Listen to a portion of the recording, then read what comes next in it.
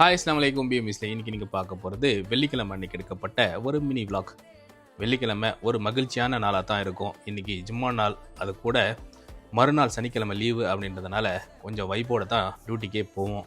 So காலை டிஃபனை சாப்பிட்டுட்டு அப்படியே டியூட்டியும் ஸ்டார்ட் பண்ணியாச்சு. ஸோ அப்படியே டியூட்டி போயிட்டுருக்கும் போது இன்றைக்கி 12 மணிக்கெலாம் பிரேக் விட்ருவாங்க. ஏன்னு கேட்டிங்கன்னா தொழுவ போகணும் அப்படின்றதுனால. ஸோ வீட்டுக்கு வந்து கொஞ்சம் நேரம் ரெஸ்ட் எடுத்துகிட்டு ஃப்ரெஷ்அப் ஆகிட்டு பள்ளிவாசலுக்கு தொழுவ போயாச்சு. தொழுதுட்டு வந்து ஸோ இன்றைக்கி என்ன சாப்பாடு வந்துச்சுனாக்கா சிக்கன் பிரியாணி தான் வந்துச்சு.